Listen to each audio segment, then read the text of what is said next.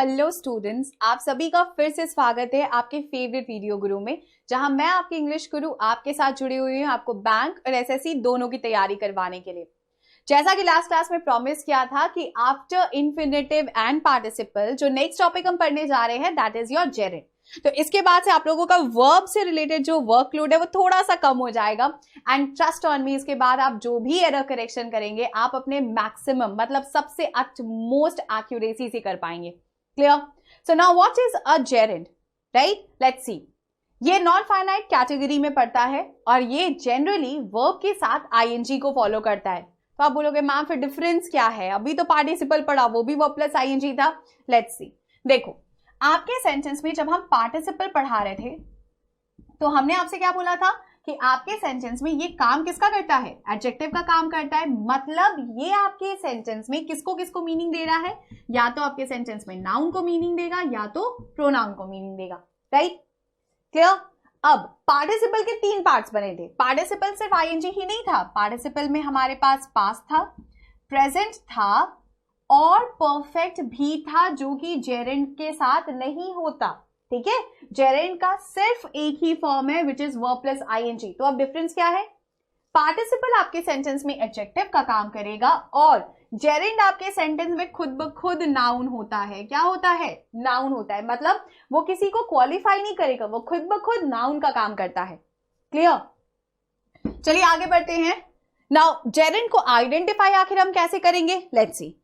पहला सेंटेंस है Ram is swimming in the river at the moment. Ram इस समय स्विम कर रहा है in the river at the moment. Right?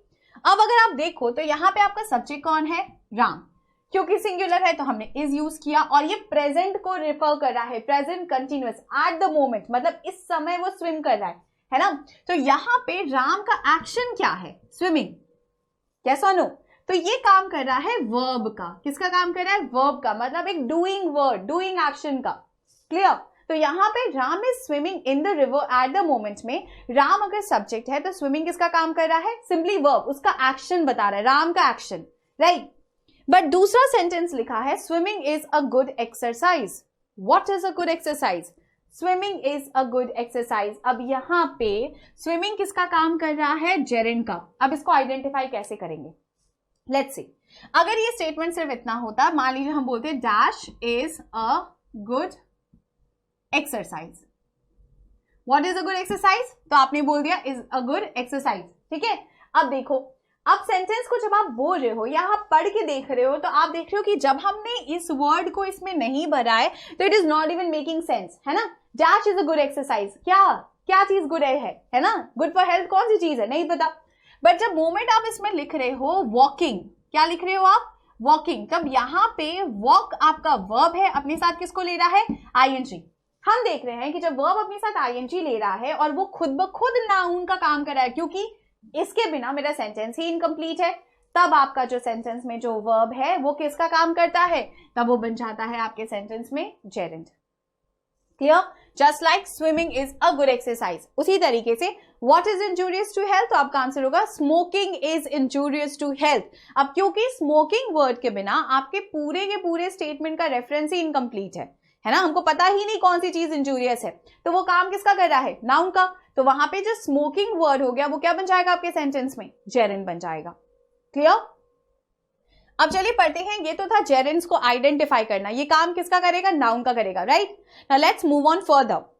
Now rules के कॉन्सेप्ट पे अब आते हैं। देखो, अब तक जब आप पार्टिसिपल्स वगैरह पढ़ा रहे थे तो उसमें ना इतने बेसिक रूल्स नहीं थे जितने जेरेंड में हैं। अब जेरेंड से रिलेटेड रूल्स क्या क्या है? Let's see the first one. Action words placed immediately after prepositions। आपके कोई भी एक्शन वर्ड जो सीधा सीधा preposition के बाद बिठा दिया जाए, हमने क्या बोला? एक्शन वर्ड्स होंगे and they will be placed after what? They will be immediately placed after the preposition. They must be in the gerund form। ये mandate है, they should be in your gerund form। Clear? Let's see। I apologize for what? For not writing before। क्या हम ये बोल सकते थे I apologize to not write? नहीं ना, नहीं लिख सकते थे ना? तो हमने देखा कि जब हमारे सेंटेंस में apologize जैसे वर्ड के साथ, मतलब आपके वर्ड्स के साथ इमीडिएटली कोई प्रेपोजिशन है तो जो वर्ब होगा वो अपने साथ कौन सा फॉर्म लेगा, जेरेंड। अब इसको आइडेंटिफाई कैसे करेंगे, I apologize for what, writing before, है ना। तो बेसिकली यहाँ पे आप अगर हटा दो राइटिंग वर्ड को तो इज इट मेकिंग सेंस, आपके सेंटेंस का कोई मीनिंग ही नहीं रह जाएगा, है ना। तो ये काम किसका कर रहा है, नाउन का कर रहा है। उसी तरीके से she subject insisted on what, playing for herself, she insisted on herself, ऐसे तो हो नहीं सकता, इंसिस्टेड ऑन व्हाट। अब यहाँ पे भी आपको सेंटेंस में देखो किसका आंसर देना हो रहा है, व्हाट का आंसर देना हो रहा है ना। तो यहाँ पे वो किसका काम कर रहा है, प्लेइंग आपके सेंटेंस में जेरेंड का काम कर रहा है। Why, because it is also placed before an adjective, मतलब after an preposition. In the same way, before starting to attempt the paper, read the instructions carefully. Paper start करने से पहले ही इंस्ट्रक्शंस को पढ़ लीजिए। अब यहाँ पे स्टार्टिंग आपके सेंटेंस में जेरेंड का काम कर रहा है। Why? Because it is placed just after the preposition before. Clear? तो ये तो था आपके सेंटेंस का जो पहला रूल है, वो क्या है कि अगर कोई एक्शन वर्ड है ना, एक्शन वर्ड इसमें क्या कहता है, writing, playing, starting, if it is placed immediately after prepositions like for, on, to, before, etc., हम इनके साथ जो verb का फॉर्म फॉलो करेंगे वो हमेशा क्या होगा, gerund होगा। क्लियर? चलिए आगे बढ़ते हैं आपके नेक्स्ट की तरफ।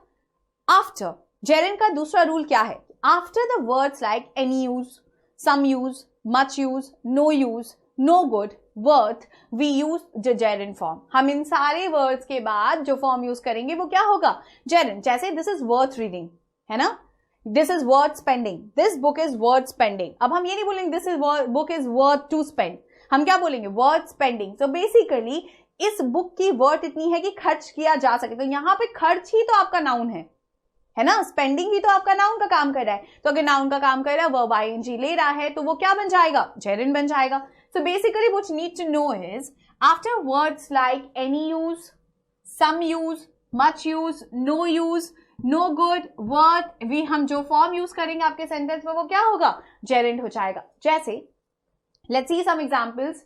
It is no good helping the terrorist. It is no good helping. आप ये नहीं बोल सकते it is no good to help the terrorist, है ना। It is no good what, helping. अब यहाँ पे आपके सेंटेंस में इस वर्ब, आप टेररिस्ट की क्या नहीं करोगे, मदद नहीं करोगे। तो यहाँ पे हेल्प वर्ड ही तो आपके सेंटेंस का नाउन बन रहा है। अब अगर नाउन बन रहा है और आईएनजी ले रहा है तो हम इसको कौन सी कैटेगरी में डाल देंगे, gerund में डाल देंगे, राइट। उसी तरीके से इट इज नो यूज, इसमें अब कोई फर्क नहीं पड़ता कि अब जो बिगड़ गया काम आप उस पर भी रो रहे हो। To cry over spilled milk का मतलब होता है बिगड़े हुए काम पे बिना मतलब रोना, ठीक है। तो आप बोल रहे हो it is no use crime. So basically यहाँ पे स्ट्रक्चर जो है वो नो यूज है और हमने इसके साथ भी जो फॉर्म यूज किया है वर्ब का वो कौन सा है, gerund है। In the same way this book is worth reading, है ना, this book is worth reading. अब यहाँ पे वर्थ अपने साथ जिसको फॉलो कर रहा है वो किसको फॉलो कर रहा है, gerund। So what you need to remember is that after these certain words we use the gerund form. Is that clear? After these certain words, अब ये आपको ये ऐसा सेक्शन जो आपको थोड़ा सा मेमोराइज भी रखना पड़ेगा कि हम इनके बाद जो फॉर्म यूज करेंगे वो कौन सा हो जाएगा, आपका gerund हो जाएगा। क्लियर? चलिए बढ़ते हैं हमारी नेक्स्ट स्लाइड की तरफ। Now there are also some confusing words या expressions जो अपने साथ gerund को फॉलो करते हैं। अब ये एक और ऐसा सेक्शन है जो आपको मेमोराइज करना पड़ेगा and you will have to mug it by heart, जैसे कि accustomed to, habituated to, owing to, averse to, look forward to, prone to, taken to and object to। आपने एक चीज नोटिस की होगी कि ये सारे के सारे फॉर्म्स अपने साथ किसको ले रहे हैं, टू को ले रहे हैं, है ना। अब जब टू को ले रहे हैं तो समझने की चीज क्या है, ये एप्रोप्रिएट प्रेपोजिशन या फिर फ्रेजल वर्ब्स का भी तो काम कर सकता है। यस, ये उसी का काम कर रहा है, ठीक है। तो आपको सेंटेंसेस में देखना है। देखो हम ये नहीं कह रहे कि आपके सेंटेंस में इंग्लिश को लिखने का हार्ड एंड फास्ट रूल एक ही हो सकता है ना, they can be more than one. तो आप याद क्या रखोगे कि जब gerund को हमें आइडेंटिफाई करना होगा सेंटेंस में और आपके सेंटेंस में इनमें से एक्सप्रेशंस दिए हुए हैं तो वो gerund ही लेंगे। क्लियर? जैसे कि I am looking forward to, your reply भी सही है, लेकिन I am looking forward to receiving my payment soon भी सही है। अब कैसे सही है, देखो हम आपके सामने दो सिंपल स्टेटमेंट्स लिख रहे हैं, ठीक है। पहला है I used to get up early, ठीक है, ये आपके सेंटेंस का पहला स्टेटमेंट। दूसरे में हम लिख रहे हैं I am used to get up early. दोनों ही सेंटेंसेस में कौन सा सही है और कौन सा गलत है पहले वो सोचो। जब आप पहला वाला देख रहे हो तो आप बोल रहे हो ये तो वो स्ट्रक्चर है जो हम बचपन में पढ़े थे, I use to go to school, है ना। तो हमने देखा कि आई के साथ जब हम यूज टू ले रहे हैं तो हम ऐसे एक्शंस को बात कर रहे हैं जो हम पहले करते थे, past actions that you use to do in the past but you have discontinued doing it now, है ना। तो I use to get up early, हम पहले उठते थे, राइट। तो क्योंकि ये हैबिचुअल पास्ट एक्शन है तो गेट अप यूज हुआ। लेकिन I am used to, हम अभी भी उठते हैं, मतलब हम रोज उठ रहे हैं, है ना। तो यहाँ पे जब आप am यूज कर रहे हो तो आप इसको प्रेजेंट कंटिन्यूअस के फॉर्म में ले आए, कैसा नो, आपका जो स्ट्रक्चर बन गया वो प्रेजेंट कंटिन्यूअस हो गया। अब ये जेरेंड है या नहीं कैसे पता चलेगा? I am used to what? अब यहाँ पे गेट होगा या गेटिंग होगा? आपका आंसर होगा I am use to getting up early. क्यों गेटिंग होगा? क्योंकि यहाँ पे आप टू गेट यूज नहीं कर रहे हो, आप यूज टू के लिए जेरेंड को यूज कर रहे हो। समझे हमने क्या बोला? हमने बोला कि आपने यूज टू के लिए जो वर्ब का फॉर्म यूज किया है वो क्या है? जेरेंड है, क्योंकि ये स्ट्रक्चर अपने साथ किसको लेता है? जेरेंड को लेता है। तो इसीलिए यहाँ पे जो हमने कंस्ट्रक्शन यूज किया था वो क्या बन गया था? Getting up early. Clear?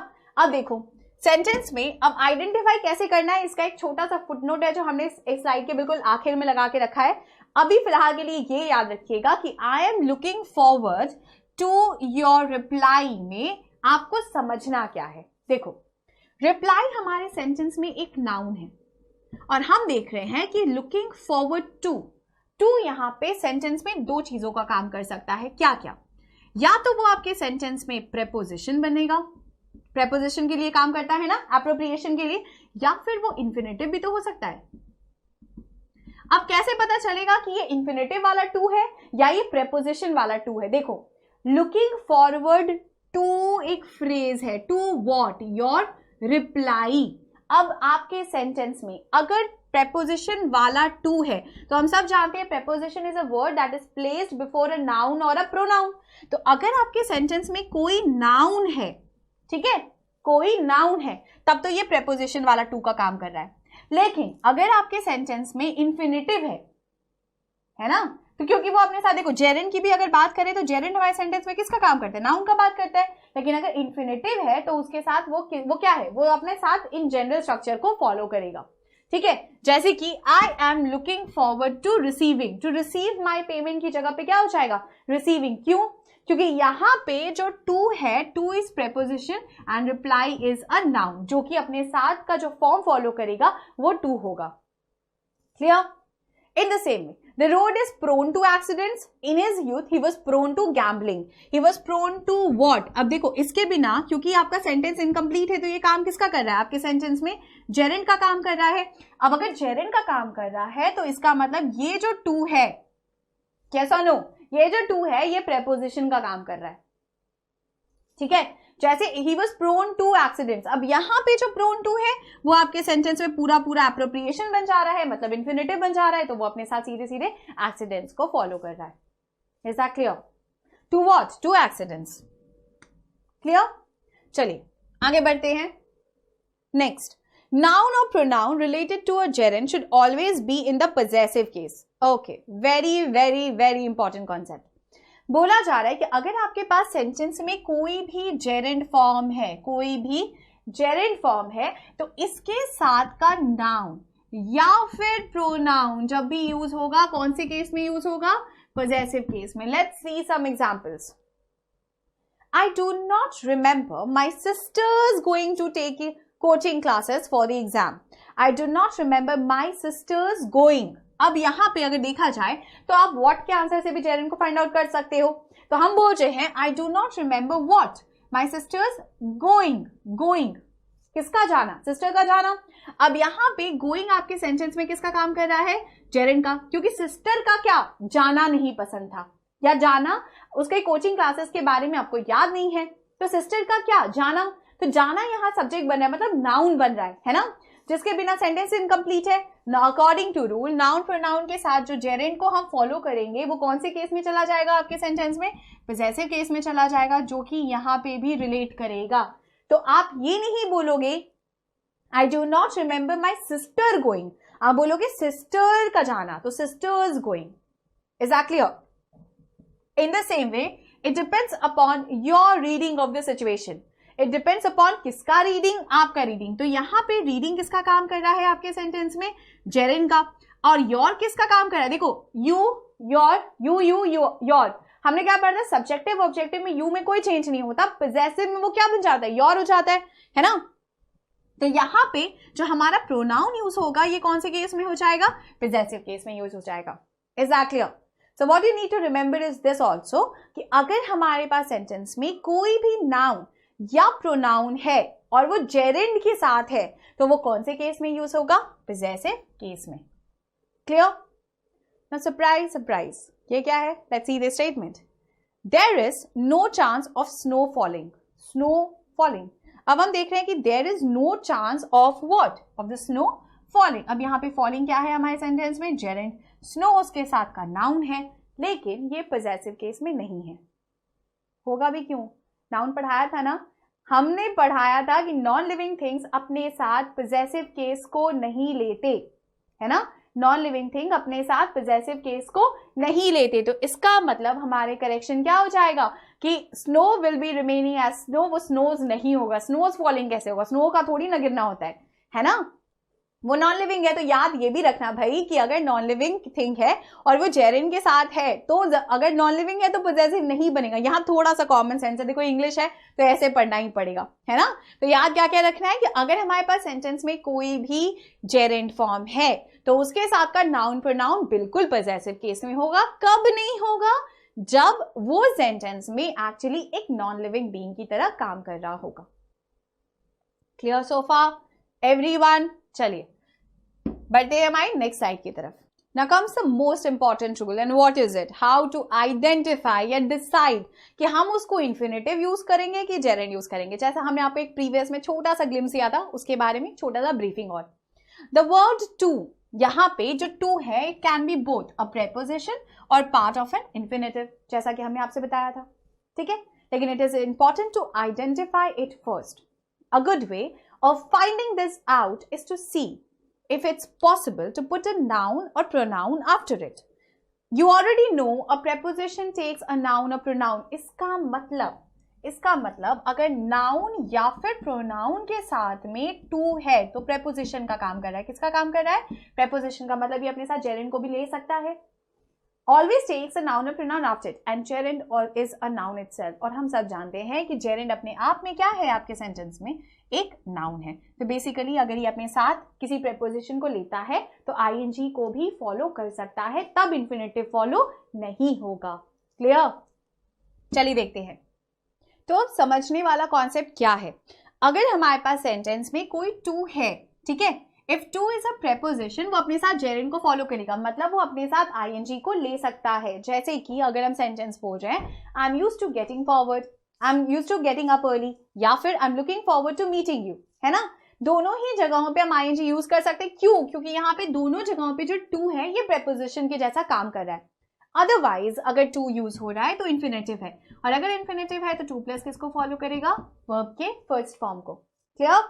Let's see these two examples. She is accustomed to noise. She is accustomed to noise.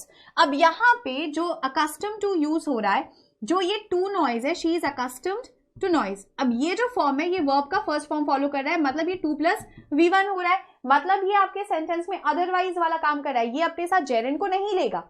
लेकिन अगर हम बोल रहे हैं she is now accustomed to working, अब इस सेंटेंस को एक बार फिर पढ़िए. She is now accustomed to working. Working यहाँ पे जब आप बोल रहे हो तो आप बोल रहे हो उसका काम करना, नॉइज में काम करने से वो अब अकस्टम हो चुकी है. तो किससे अकस्टम हो चुकी है? काम करने से. यहाँ पे जो वर्किंग है वही तो आपके सेंटेंस का सब्जेक्ट या फिर नाउन बन रहा है ना.